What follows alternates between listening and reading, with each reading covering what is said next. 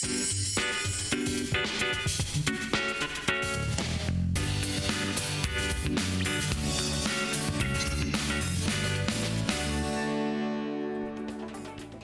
пожаловать на главное утро республики. Сегодня 17 декабря, вторник. Катерина Винокурова, Иван Луцкан, дежурные эфира. Приветствуем всех, кто в эту минуту собирается у своих голубых экранов. Доброе утро всем, кто встречает этот вторник вместе с нами. Сегодня в течение часа мы расскажем вас, как начинается утро у дежурной части МВД. На прямое включение с нами выйдет наш коллега Максим Гоголев. С радостной новостью с нами поделится госавтоинспекция. К нам придет заместитель начальника управления Государственной инспекции безопасности дорожного движения по Республике Саха-Якутия. Также ожидаем в студии многократного чемпиона Якутии и мира по национальным видам спорта Сергея Константинова. Он уже за кулисами и ждет лишь только своего выхода. Ну и как мы уже сказали, сегодня вторник, а вторник это день Марса. В этот день нельзя сидеть сложа руки, ведь Марс покровительствует амбициям, инициативности, спорам, борьбе и соревнованиям. При этом во вторник не стоит заниматься творческой деятельностью и решать семейные вопросы.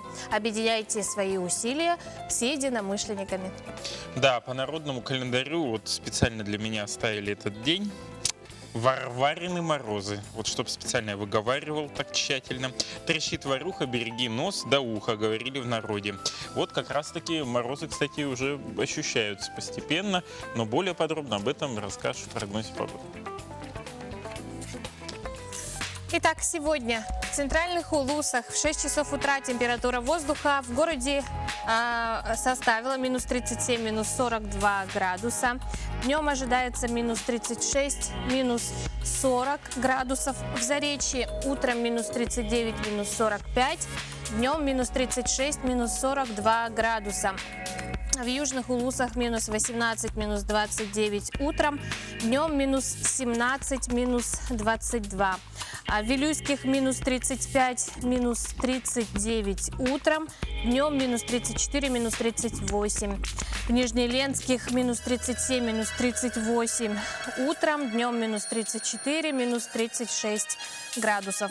В западных минус 24, минус 32 утром, днем минус 15, минус 25.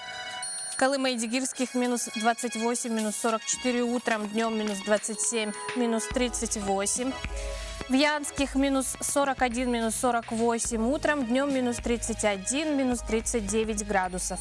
В северо-западных улусах минус 32, минус 41 утром, днем минус 32, минус 37 градусов. В 6 часов утра температура воздуха в городе Якутске составила минус 32 градуса.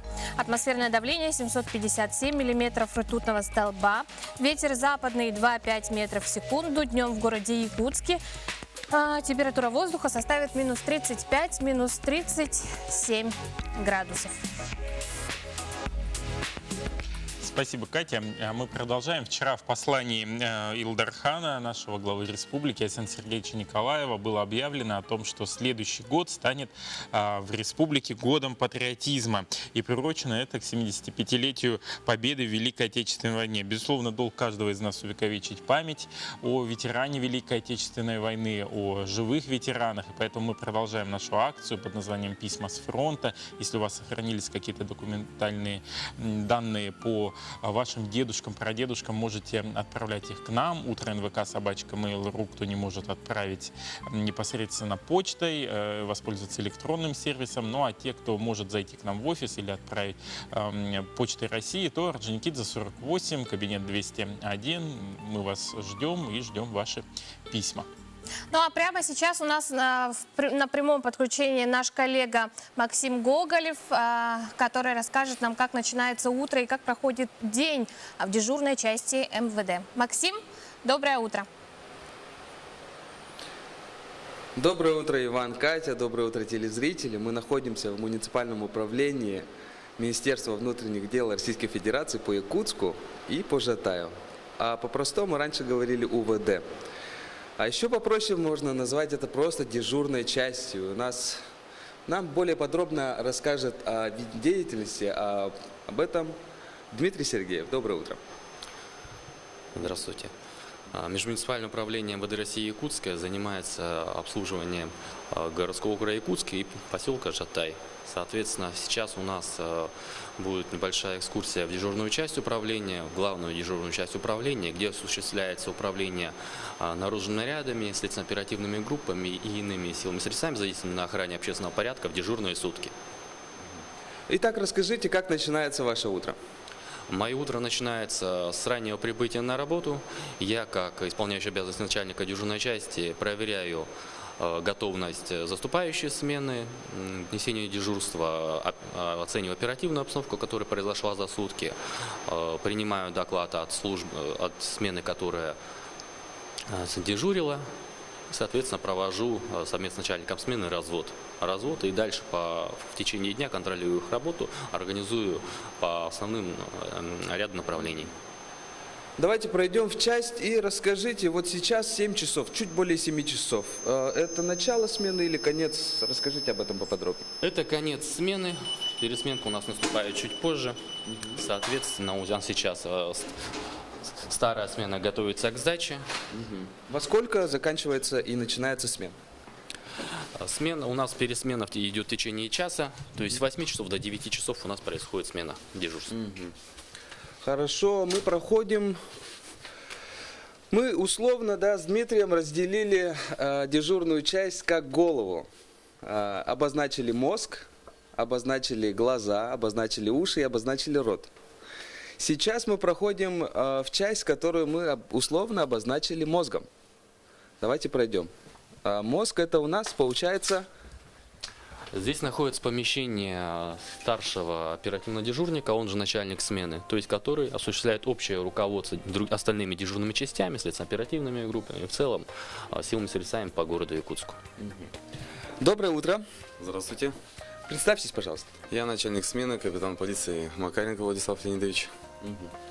Итак, расскажите, как начинается ваше утро и в чем особенность именно начальника управления?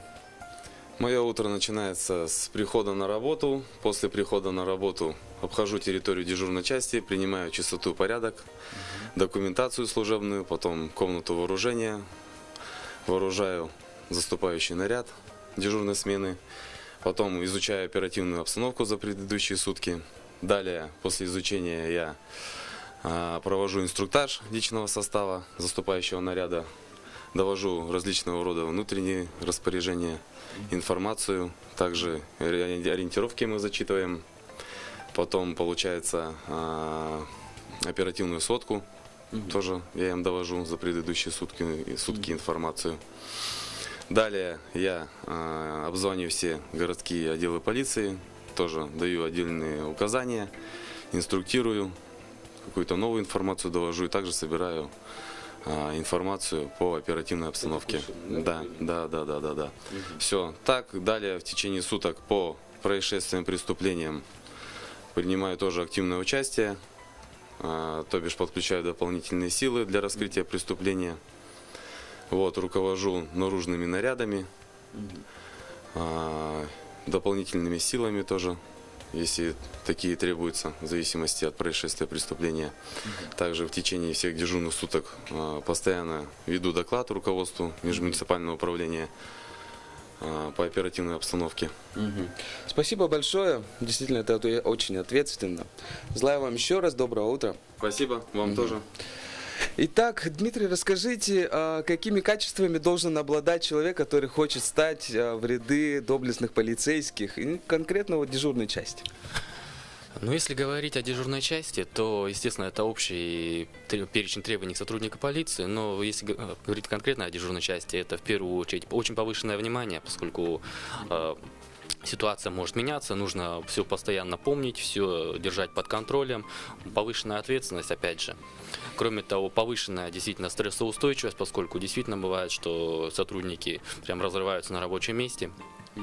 Опять же, суточное несение службы требует повышенной работоспособности, умения мобилизоваться, особенно в том числе в ночное время, поскольку у нас в ночное время, как правило, это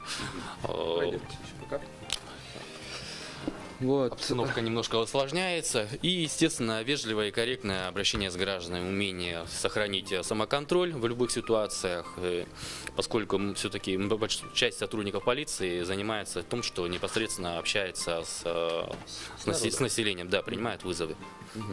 Итак, далее мы проходим к нашему части тела, да, к нашему рту, или, как сказать, голосу, да? Да, скорее голоса.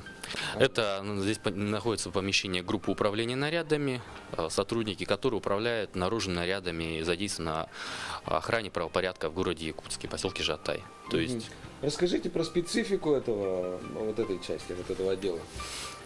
специфика это состоит в том, что они конкретно осуществляют управление нарядами, то есть все передвижения наружных нарядов в системе единой дислокации осуществляют именно вот эти сотрудники. Расстановка приоритета у них, да, очень важное дело. Да, конечно, умение выделить главное, проанализировать ситуацию и расставить приоритеты – это одно из основных требований к сотруднику, который занимается управлением нарядами, поскольку вызовы поступают очень часто, и кроме того, эти вызовы надо как-то уметь расставить по приоритетности, конечно, поскольку сообщение о преступлении, каком-то уличном разбое, грабеж, он, естественно, по тяжести, да, естественно, более приоритетен, чем, допустим, какой-то там гражданин в подъезде, который бдительный гражданин, на которого бдительные граждане просто обратили внимание, который, может, там ничего не совершает, но, тем не менее, вызов идет. Поскольку мы вызовы все обслуживаем, у нас невозможно сделать отмену, в любом случае сотрудники приедут, ну, естественно, приходится вот эти приоритеты расставлять, то есть уметь эти приоритеты расставить, чтобы в первую очередь прикрыть преступление, раскрыть, задержать, ну, потом уже все остальное по возможности, по степени опасности. Далее пройдемте. У нас следующая часть органа – это непосредственно глаза. Глаза мы по-другому, да, называем? Здесь у нас находится видеооператор дежурной части, то есть здесь у нас подключена система 112, потом система «Безопасный город», система «Поток», то есть камеры наружного наблюдения, которые расположены на территории города Якутска, выведены к нам на экраны. Здесь оператор, находясь в течение дежурных суток, может мониторить обстановку по городу. Естественно, он это делает не просто так, камер очень много. Да, вот действительно, камер очень много. Как оператор успевает обработать настолько большой поток информации? Ну, естественно, это все делается, то есть приоритеты зачастую расставляются заранее. Если у нас проходит какое-то массовое мероприятие по городу, естественно, камеры, которые находятся в районе этого массового мероприятия, они направлены уже и сфокусированы на какой-то объект, какую-то площадь, территорию, и оператор их уже заранее выбирает, устанавливает себе на мониторах поудобнее и, соответственно, обозревает. То же самое, допустим, можно сказать про увеселительные заведения, в вечернее время, в ночное время также у нас там установлены камеры, и оператор может заранее их поставить и, соответственно, наблюдать. Эта система позволяет раскрывать преступления. Да, ну действительно, это, скорее всего, глаза – это главный орган для понимания, да, обстановки. Да, конечно. То есть розыск автомобиля, розыск преступников, это нам действительно помогает. Так, далее мы проходим в последнюю часть нашего органа, это непосредственно уши. Здесь находится помещение операторов службы 02. Сотрудники принимают вызовы, поступающие от населения, на телефон 02 или 020, если говорить о сотовых операторах.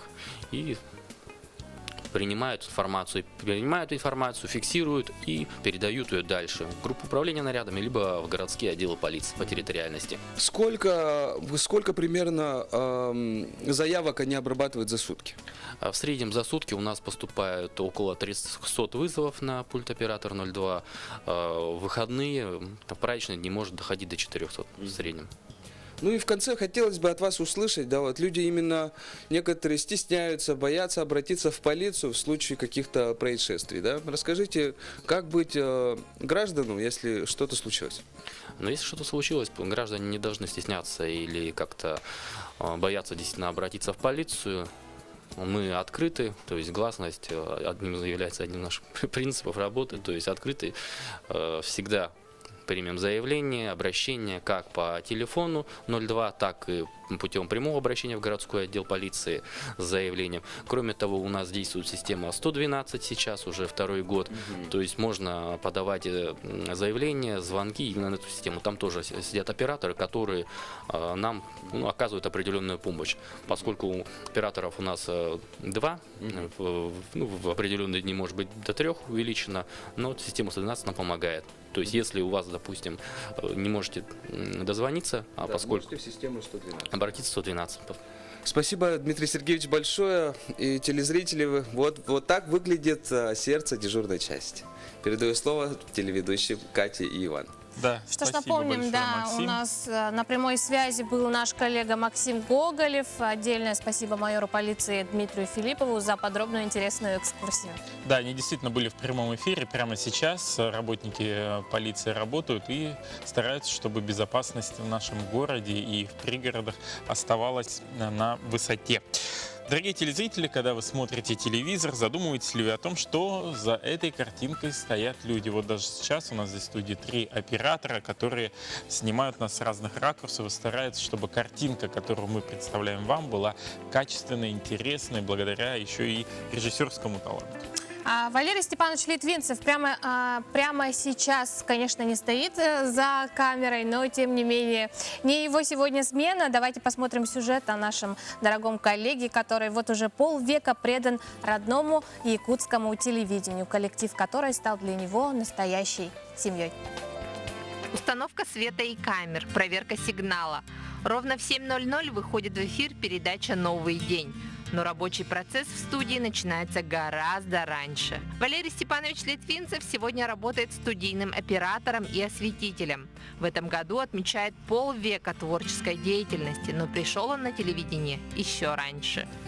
Тогда еще были мальчишками, я не знаю, там, лет, наверное, по 9, может, было, где-то меньше 10. Мы просто бегали туда играть. Здание еще строилось, а я уже там все кабинеты обходил, все коридоры, лестницы. Телевидение – это командная работа, и чтобы получилась нужная картинка, каждый должен четко знать свои функции.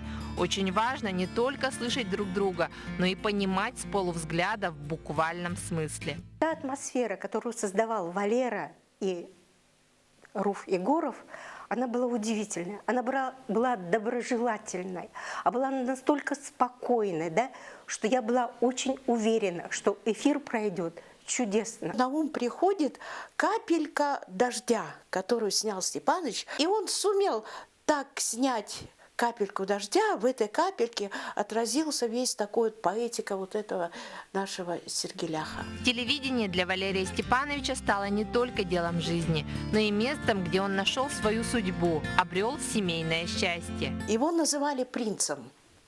А почему? Он, когда пришел, у него были белокурые кудри. У этой половины слабой и нежной, я думаю, затрепыхались и забились сердца. Но Валерий Степанович сделал прицельный выбор. Работала у нас Люба Литвинцева. Не успела я прийти на телевидение, в смысле, я работала микрофонным оператором. Там был кабельмейстер тогда, Анциферова тетя Маша. И она сказала, у нас есть мальчик, он сейчас в армии, все. Она уже сказала, что он будет твоим мужем. За 50 лет работы циклов и передач, над которыми работал оператор Валерий Литвинцев, сегодня не счесть. И командировок было великое множество. Представьте Тикси. Осеннее утро. Осень, шторм неимоверный. И на корме ледокола «Капитан Бородкин» стоит человек с камерой. А на него большущая штормовая волна идет. И он это все снимает, рискуя жизнью.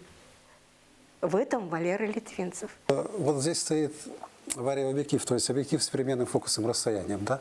А тогда этого не было. А была панель, здесь было 4 объектива. Сюда выходила ручка. Это называлось турель с объективами. Вот эту ручку вращаешь, и вращается вот эта вот турель, и объектив какой надо. Или тебе широкоугольный, или длиннофокусный. В 1987 что ли, году мы получили первый комплект ТЖК, телевизионный журналистский комплект. Вот. Это примерно вот такие камеры, это тоже не самое первое. Первые у нас были Betacam мощные, это Kigami. Ну, очень удобно, понимаете? В командировке, очень хорошо. Я говорю, ну вот сравните, или вот эта камера, или вот эта. Чтобы стать художником, мало взять в руки кисть. Так и чтобы стать телеоператором, недостаточно взять в руки камеру. С ней нужно подружиться, договориться. Что виртуозно получается у нашего коллеги Валерия Степановича Литвинцева. Да, действительно, Валерий Степанович – это золотой человек. Мы его между собой всегда называем Степаныч. И он всегда так по-человечески, по-доброму относится и к ведущим, и с ним всегда комфортно работать. Да, мы хотели бы еще раз поздравить Валерия Степановича. Спасибо Маше, нашей коллеге, за замечательный сюжет. Мы хотим вам напомнить, что у нас работает WhatsApp номер абонент МТС 279-2262, на который вы можете отправлять сообщения, поздравления и задавать вопросы нам и нашим гостям. А следующий материал как раз-таки по части Ивана Петровича. Мужчины, да. Значит, эксплуатация автомобиля в условиях низких температур. Безусловно, каждый задается этим вопросом. Это актуально и у нас в Якутии. И Евсей Анисимов, старший преподаватель кафедры эксплуатации автомобильного транспорта и автосервиса Северо-Восточного федерального университета имени Амосова, как раз поделится советами, как быть у нас зимой с автомобилями. Эксплуатация автомобилей в условиях низких температур всегда возникают трудности в качестве обеспечения его работоспособным состоянием. До недавнего времени большинство автовладельцев использовали гаражи, стандартные гаражи, да, то есть металлические и так далее, да. Начинают убирать металлические гаражи, чтобы почистить, очистить город и так далее, и так далее. И, конечно же, опять же, в денежном выражении любой автомобилист для того, чтобы эксплуатировать зимний период, они должны будут, допустим, арендовать гараж. И в последнее время автомобилисты очень часто начали использовать так называемые портативные гаражи. И одновременно мы тоже очень давно занимаемся исследованием температурного режима автомобиля при его длительной стоянке с использованием различных, на самом деле, теплоизоляционных материалов. В процессе использования портативных гаражов там возникает проблема его транспортировки, его собрания, да, то есть исходном положении как будет. И, конечно, там каждый день должны сделать определенные, грубо говоря, телодвижения, которые некоторых вообще не устраивают. И мы решили разработать такую багажную конструкцию. Концепция такая, чтобы она была постоянно на улице, да, и, конечно же, не занимала багажный отсек. И тем самым обеспечивается комфортная транспортировка и использование вот таких портативных гаражей.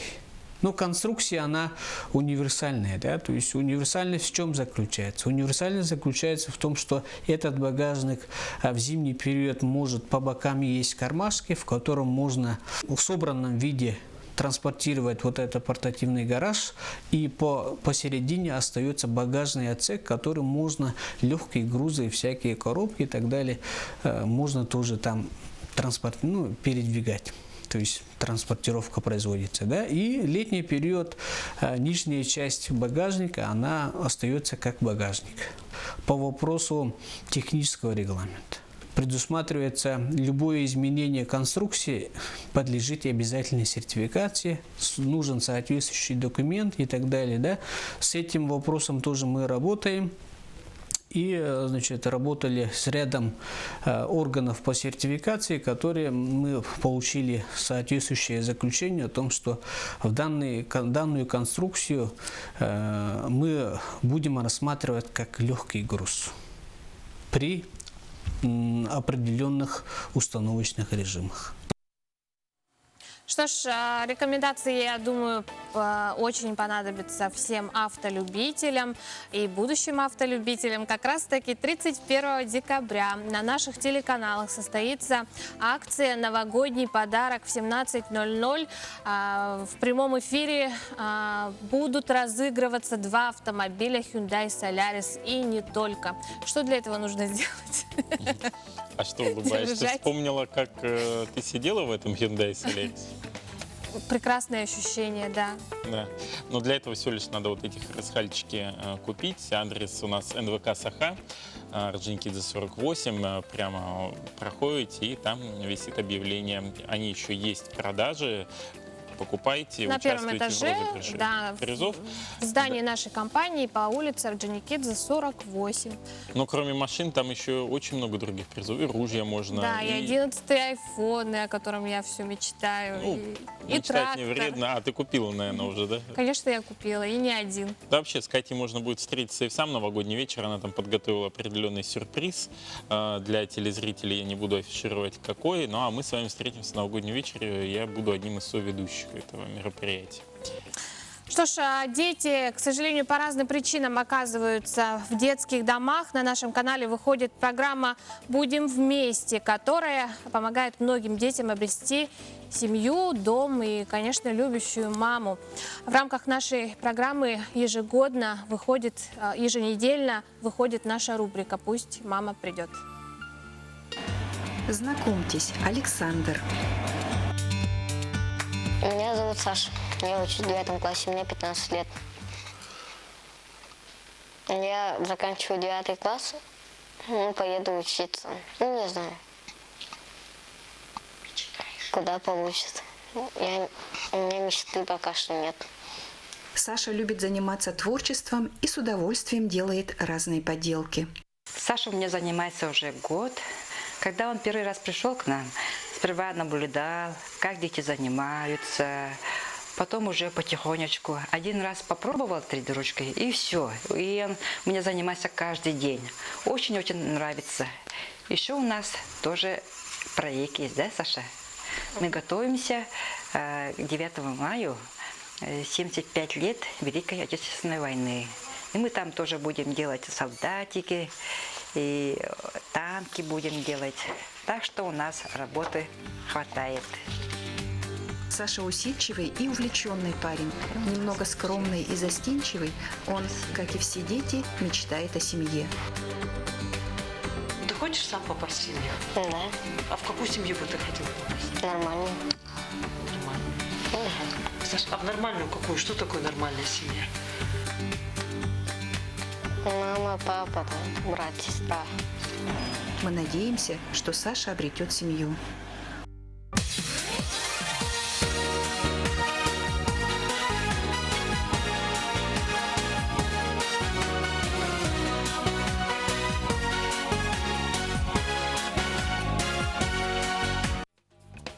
Доброе утро. На наш WhatsApp номер пришло замечательное поздравление. Отправляется оно любимому, дорогому мужу Константину. Поздравляют его с днем рождения. Желаю крепкого здоровья, счастья, долголетия. Мы тебя очень любим, ценим и дорожим тобой. С наилучшими пожеланиями жена Антонина и дети с села Рассолода Мегина Кангаласского Улуса. Уважаемым дикторам желаем удачного дня. Будьте здоровы, радуйте нас хорошими сюжетами. Огромное вам спасибо. Да, это действительно приятно слышать. Я напоминаю, студийный номер это 8 914 279 22 62. Отправляйте, как видите, мы зачитываем в прямом эфире и стараемся поделиться радостью вашей со всеми. Также посредством этого номера вы можете задать вопросы нашим гостям, которые придут к нам в студию буквально через несколько минут. А у нас сегодня в студии будет заместитель начальника управления государственной инспекции безопасности дорожного движения МВД по Республике Саха-Якутия Александр Петрович Кехтер. И мы как раз поговорим в целом о работе Государственной инспекции безопасности дорожного движения, проще ГАИ. Кроме этого, к нам придет еще и спортсмен, чемпион мира, это Сергей Константинов. Вы можете тоже ему задать свои вопросы посредством нашего WhatsApp номера, и по возможности мы ваш вопрос озвучим. Готовьте свои вопросы, отправляйте, будем ждать. Ну а до интересной, полезной информации отделяет нас всего минута рекламной паузы. Оставайтесь вместе с нами.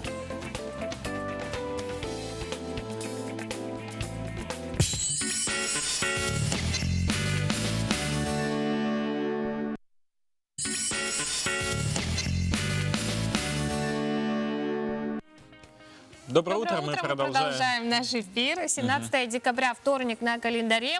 И продолжаем зачитывать ваши сообщения, которые приходят на наш WhatsApp номер. Доброе утро всем работникам НВК Саха и жителям Сылгы и Тара Среднеколымского улуса. Большой привет передают. В эту субботу в нашем селе пройдет литература народов малочисленных. Научно-практическая конференция. Да, научно-практическая. И спектакль по произведениям писателей Севера. Желаю всем активного участия в мероприятии и успехов. Вот интересно, вот в селах проходят такие интересные мероприятия, а мы порой даже не знаем об этом. Посредством нашего WhatsApp номера могут наши телезрители поделиться с вами полезной информацией. Как мы и обещали, у нас в студии заместитель начальника управления Государственной инспекции по безопасности дорожного движения МВД по Республике Саха-Якутия Александр Петрович Кехтер. Доброе утро. Доброе утро. Доброе утро. Как доброе настроение с утра? Спасибо. Настроение замечательное. Каждое утро. Утреннее, да. Буквально недавно прошла новость. Государственная инспекция получила, по-моему, 62 новых автомобиля. Это, по-моему, впервые за последнее время. Что это за автомобили и куда они отправятся? Это, в первую очередь, автомобили, полученные в рамках реализации национального проекта «Безопасные и качественные дороги». Изначально было запланировано выделение 36 таких автомобилей. Но мы просили автомобили именно повышенной проходимости, для того, чтобы, учитывая наши дороги, да, у нас в настоящее время, чтобы транспортные средства соответствовали проходимости этих дорог. Ну, и в то же время руководством ГИБДД, руководством МВД Республики удалось до конца года реализовать поставку еще 26 автомобилей. В общем, получилось 62 автомобиля, которые будут помогать, скажем так, нести службу инспекторам, помогать людям в рамках безопасности дорожного движения. Но нам известно, что автомобили оснащены по последней, по современной технике. Ну да, это есть. Есть там они оснащены видеорегистраторами, укладками медицинскими для оказания первой медицинской помощи. В то же время они оснащены у нас лебедками, для того, чтобы оказывать помощь в случае съезда с дороги. Ну и ограждением для безопасности сотрудников. То есть там есть железные перегородки. Вот и все. То есть можно их использовать еще для конвоирования, да? Да, да, в случае, если водитель оказался буйный, там, пьяный, всякое бывает. А как часто вот такое происходит? Ну, учитывая показать анализ, да, где-то порядка, может, 100 таких случаев, не более. Это максимум. То есть, где именно попадается буйный водитель пьяный. Это в год. Ну вот в социальных сетях и в WhatsApp, когда как раз эта новость прошла с фотографиями, потому что все там удивлялись, ого, столько машин сразу. Первый же вопрос появился, а все ли они останутся в городе, или же все-таки они поедут по районам республики? Нет, именно вот транспортные средства высокой проходимости мы будем направлять, распределять по республике в целом. То есть, в первую очередь, это северный район, где у нас вообще транспортных средств нет. То есть, запланировано туда, в первую очередь, поставка транспорта. Здесь мы оставляем 20 таких автомобилей в городе, непосредственно будут работать, но они рассчитаны на выезд в командировки. То есть, в связи с реформой, реорганизацией отдельного батальона, специализированный батальон, вот, мы 20 таких автомобилей оставляем в городе. А какая реформа вот будет батальона? Реформа уже прошла. То есть раньше, если у нас батальон обеспечил безопасность дорожного движения внутри муниципального образования города Якутска, то сейчас он охватывает всю республику в целом. То есть могут выезжать в командировки и обеспечить безопасность дорожного движения. А что еще планируется, да, в рамках данного национального проекта? Там основное, конечно, он рассчитан, этот проект, на безопасность дорожного движения, именно на строительство сооружений, дорог, это в первую очередь. То есть то, что поставки транспорта, это уже дополнительные функции, но, которые также повлияют на безопасность дорожного движения. Основное это улично-дорожная сеть по всей республике. Как часто сотрудникам госавтоинспекции приходится выезжать в командировки? Вы знаете, в последнее время, я даже скажу вам, ежемесячно уезжают. Сроком от 10 до 12 дней. Постоянно в количестве 15-20 человек сотрудники выезжают в командировки. У вас регулярно проводятся различные акции, есть тематические акции. Ну, допустим, по выходным батальон выходит, ловит пьяных водителей, явных нарушителей правил. Есть ли какие-то, допустим, уже тематические акции, расписанные до конца года, и, может быть, заранее уже водителей предупредить, чтобы они обращали на это внимание и придерживались правил дорожного движения?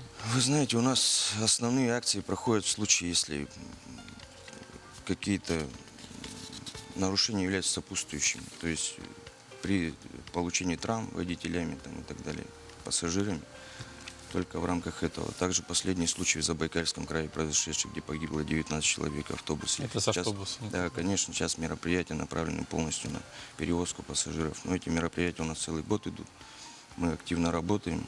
Ну, в принципе, результат есть. Ну, вот вы как раз затронули тему весьма актуальную, перевозка пассажиров автобусами. На что следует пассажирам, возможно, обращать внимание, чтобы не попасть в ситуацию не очень благоприятную для их здоровья и жизни? Ну, здесь, конечно, это в первую очередь самим соблюдать правила дорожного движения. Ну и, в принципе, и все. А именно вот к водителям, вот как вот понять, что это такси? Конечно, делать замечание в случае, если скорость превышает водитель. Тоже, если это такси маломестное, да, там категории Б, допустим, то тоже, чтобы оно соответствовало по правилам дорожного движения, было зарегистрировано в установленном порядке и соответствовало требованиям безопасности, наличие резины, даже если при подъезде. Ну и все, в принципе, в целом. Куда обращаться, допустим, если вот есть такие вот нарушения, ярко выявлены, куда звонить? 35 22 22, номер дежурной части, пожалуйста. Всегда он подключен, всегда в зоне. Мы только будем рады и приветствуем граждан, которые сообщают нам о нарушениях ПДД. Александр Анатольевич, а вот как-то анализировали, возможно, мониторировали, или какие являются самыми частыми причинами дорожного транспорта происшествий у нас здесь, в Якутии, и как-то отличается ли это по России? Именно с тяжестью последствий связанные, да, это у нас на федеральных дорогах выезд на полосу встречного движения. Это вот у нас одна из болезней. Но здесь как бы мы пока ничего не сможем сделать, потому что нужно разделять потоки движения барьерными ограждениями и так далее. Но это у нас впереди все. Я думаю, до 2024 года это все будет делаться в рамках национального проекта. Плюс он рассчитан еще до 2030 года будет в дальнейшем. Сама суть национального проекта именно снижение аварийности на 100 тысяч населения до 4 погибших. Это по всей России. В нашей республике этот показатель будет составлять 38 человек. Но мы бы хотели вообще, чтобы не было погибших, это, если честно. Но это вот наше желание, и мы к этому стремимся, и будем к этому идти, я считаю. Конечно. Александр Петрович, огромное вам спасибо за участие в нашей программе. Спасибо. Желаем вам отличной, плодотворной работы. И пополнение еще с техникой, чтобы она в Арктический район уходила. И Да, там действительно приятная новость. А, Иван Петрович, знаешь ли ты, какая же территория у нашей республики? 3 миллиона 102 тысячи квадратных километров. А вьют ли перелетные птицы гнезда на юге? Какой-то странный вопрос. Вьют ли какие перелеты? У нас, конечно, их вьют, эти гнезда. Птицы. Ну вот ответы, самые подробные ответы мы узнаем в нашей школьной рубрике. Ну хорошо.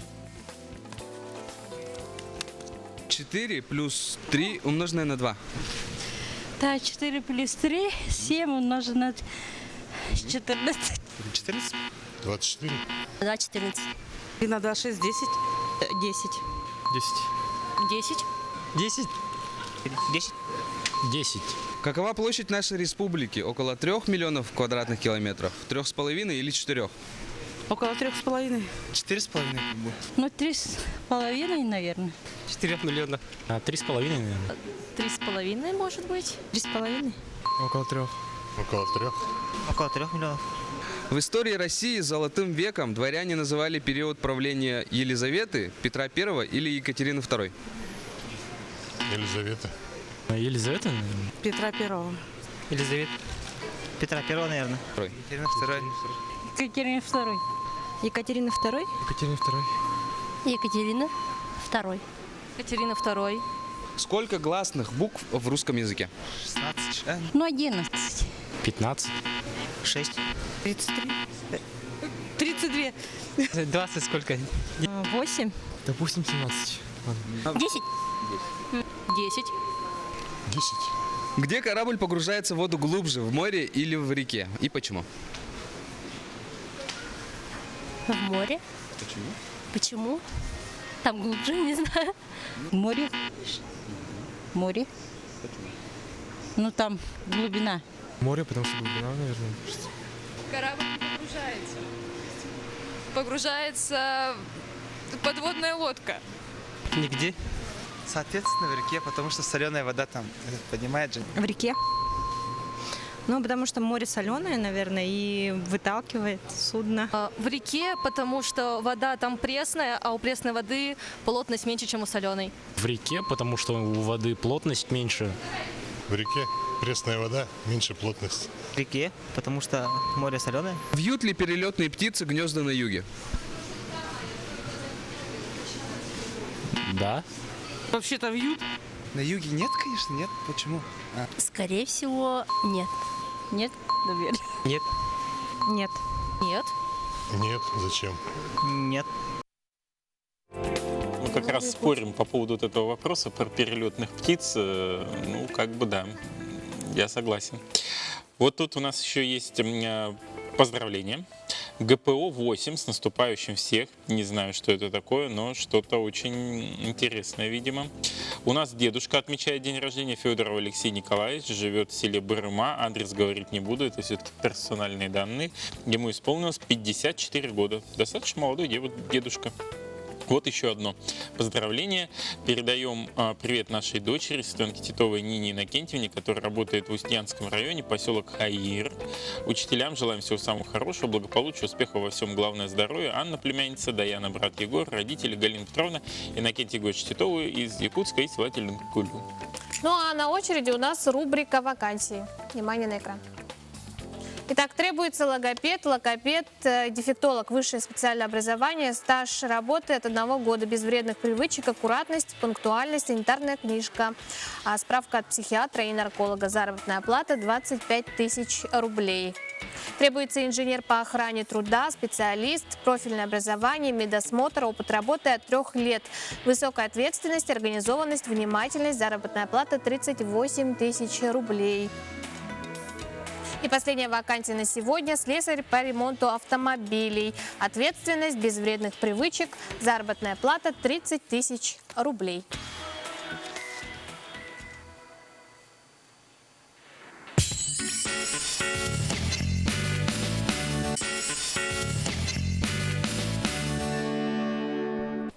Доброе утро. Опередила. Хотел сказать, что всем хорошего настроения, потому что буквально минута, и мы вновь вместе с вами продолжаем наш эфир, а продолжим мы его прогнозом погоды, который где-то принесет сюрпризы, а где-то, наоборот, все остается стабильно. Так. Сегодня в центральных Улусах в 6 часов утра температура воздуха составила минус 37, минус 42 градуса. Днем ожидается минус 36, минус 40. В Заречье утром минус 39, минус 45. Днем минус 36, минус 42 градуса. В южных Улусах минус 18, минус 29. Утром днем минус 17, минус 22. В Вилюйских минус 35, минус 39. Утром днем минус 34, минус 38. В Нижнеленских минус 37, 38 утром, днем минус 34, минус 36 градусов. В западных минус 24, минус 32 утром, днем минус 15, минус 25. В Колымо-Индигирских Улусах минус 28, минус 44 утром, днем минус 27, минус 38.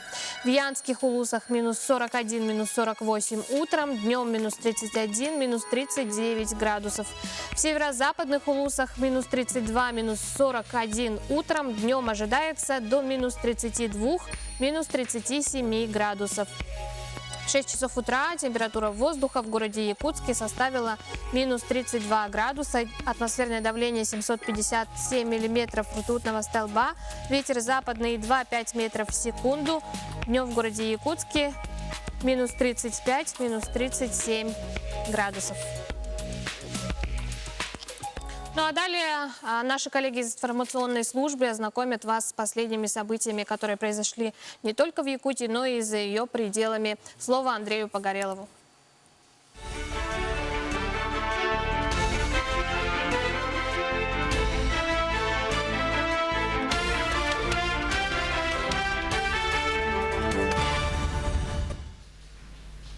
Здравствуйте. В прямом эфире новости. В студии Андрей Погорелов с информацией к началу дня.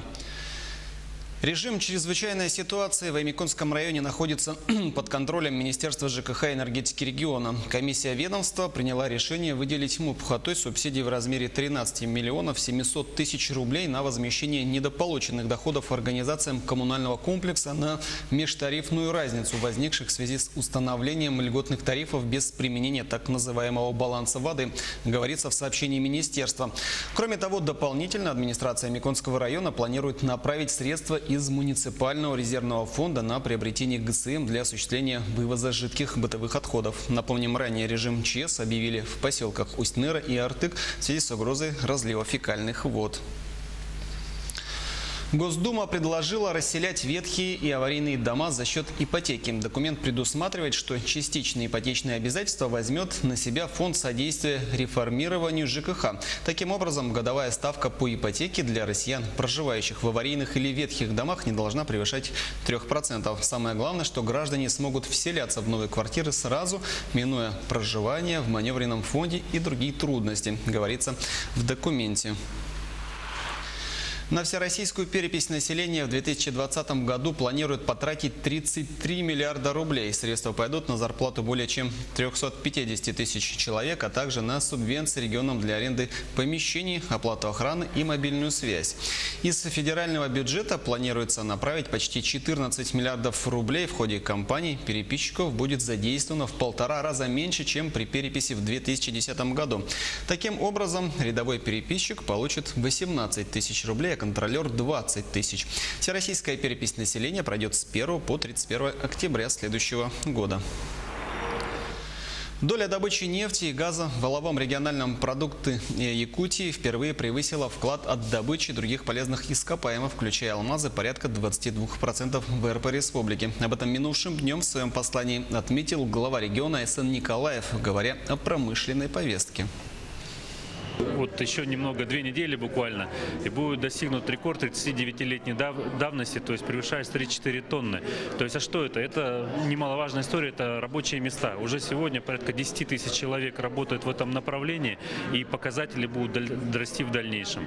Не могу не сказать о нефтегазовой отрасли, то есть уже, как было отмечено главой, 20% вклад достигает ВРП, и это значение будет и дальше расти. То есть это новые рабочие места, это поступление и, соответственно, вклад компании в социальное, по социальному направлению, то есть строительство каких-то объектов, поддержка малочисленных народов, поддержка различных учреждений культуры и социальной сферы. Поэтому есть задачи, есть новые направления, есть новые инвестиционные проекты, которые нужно реализовывать.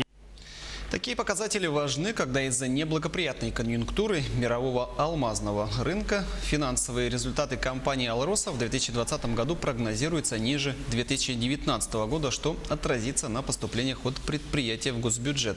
Но есть уверенность, что пик спада пройден, и уже в следующем году ситуация будет меняться в лучшую сторону, а поступления в бюджет возрастут, отметил в своем послании А.С. Николаев.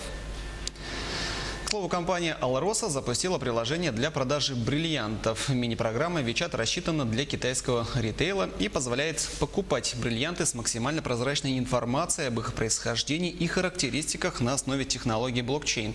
Это первый продукт, к участию в котором Everledger привлекает своего нового инвестора Tencent, создавшего WeChat, одну из крупнейших в мире социальных сетей и платформу для онлайн-коммерции. Да, спасибо большое, коллеги, Андрею за оперативные новости. А мы продолжаем наш эфир, и у нас в студии гость. Да, у нас многократный чемпион Республики Саха-Якутия и России, чемпион мира 2018 года и обладатель Кубка мира 2017 и 2018 Сергей Константинов. Сергей, доброе утро. Здравствуйте. Но нам известно, что ты номинирован, да, по итогам года на гранд-финал чемпиона Якутии. Что это за конкурс такой? Расскажи. Да, выдвинули меня со стороны масс-рестлинга. Сейчас идет голосование до 21 декабря. Номинация называется «Лучший спортсмен по национальным видам спорта». Ну, как я знаю, там выдвинуто 3 человека. Это от борьбы Хавсагай, Северного многоборья. И меня выдвинули со стороны масс-рестлинга. А как отбор проходил? Отбор как проходил, я не знаю, кто. Меня со стороны вот, Федерации масс-рестлинга выдвинули. Ну, посчитали, наверное, самые достойные. А вот мы как раз видим ролик. Вас 3, получается, номинантов, да? Да. Именно по национальным видам. Гранд-финал чемпионы Якутии. А кто организатор вот этого гранд-финала? Гранд-финал – это Министерство спорта Республики Саха-Якутия. Они вот в этом году решили так сделать. Это аналог бала чемпионов, да, получается? Ну, кто выиграет, тот попадает на бал чемпионов. Вот ты занимаешься сколько уже лет непосредственно масс-рестлингом и с чего ты начинал? Непосредственно я занимаюсь с малых лет, так как отец у меня занимался этим видом спорта, является мастером спорта Республики Саха-Якутия. Так что я с малых лет ходил в спортзал с ним, так и привык. В школьные годы всегда занимался масс-рестлингом. Добился того, что стал чемпионом республики. Потом остановился и во время студенчества я не занимался. В 2014 году тут проходил первый чемпионат мира по масс-рестлингу в Триумфе. Тогда у меня сестра с мужем пошли, пригласили, я сказал, хорошо, давайте сходим. Сходил, посмотрел и тоже подумал, надо возвращаться в масс-рестлинг. Почему бы нет? Почему я, думаю, их не выиграю, что ли, этих спортсменов, которые сейчас выступают. И поставил цель себе выиграть чемпионат мира. После этого, чемпионат мира проходит через год, на 2016 год. После 2014 года я увидел, начал заниматься с 2015 года. И в 2016 году второй чемпионат мира проходил. Но туда я, к сожалению, не смог попасть. На чемпионате России проиграл, 3-е место занял и в сборную не попал. Потом уже в 2018 году, в прошлом году, хорошо настроился, заранее сделал план тренировок и попал в сборную, выиграл все. Сколько сейчас тебе лет? Мне сейчас 29 лет. 29 лет уже чемпион мира. Да, Сергей, многократный чемпион, обладатель кубков. Какие у тебя впереди планы, помимо того, чтобы пройти гранд-финал? Впереди планы, в этом году Кубок мира был, в следующем году уже чемпионат мира будет. Попробую отобраться, выиграть тоже. Я выступаю до 70 килограмм, там у нас очень сложно отобраться. Все очень сильные, равные, можно сказать.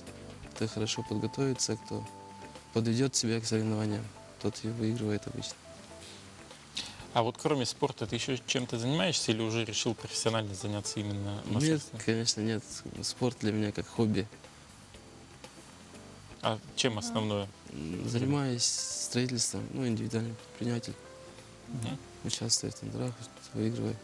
Вот ты говорила о плане тренировок, ты их составляешь совместно с тренером или же все-таки сам как-то себя настраиваешь и четко все фиксируешь? И кто тебе в этом помогает? У меня тренер-отец, мы с ним, перед соревнованиями там, определенные веса есть, которые я поднимаю, до которых я должен дойти. Вот с отцом решаем, до каких результатов я должен дойти, и начинаю тренироваться. Для тех, кто не знает, что входит в масс-рестлинг? Базово это, как у пауэрлифтеров получается, приседание, становая тяга, и прибавляется блочная тяга. Это, как сказать, именно масс-рестлеры занимаются, тянут этим. В масс-рестлинг входит и перетягивание же палки, как мне известно, да? Да. Вот там же несколько и перетягиваний, еще что-то есть, да? Еще что? Я помню, что-то еще было. Нет, у нас. только лишь палка. Перетягивание вся. Только перетягивание. Да. И вот что самое основное в этом?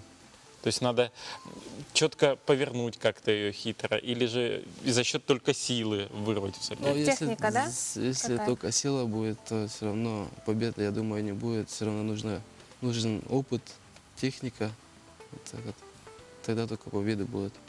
Ну, вот была информация, что масс-рестлинг, возможно, включат в олимпийскую программу. Ну, Сейчас это как-то я информация не знаю. подтверждается? Не знаю. Нацелен ли ты на Олимпиаду уже? Я думаю, не успею попасть на Олимпиаду. Почему? Ну, не знаю, нужно, чтобы его включили, там показательные показали потом уже. Ну и больше 70 стран должно быть в федерации, международной федерации. Сейчас я, как знаю, 50 стран. Ну, с каждым годом все прибавляется. Ну и спортсмены прибавляются, которые занимаются фанатично, ну, в других странах. Так что скоро будет жарко. А в масс-рестлинге помимо силы, вот что еще надо тогда? Технику. Техника нужна. Спасибо большое, Сергей, что подошел к нам в студию. Хочется пожелать успехов тебе Да. не только на спортивном поприще, но и вот в этой номинации. которую ты Отличное, номинирован. по-моему, хобби у Сергея, чемпион мира. Да, отлично.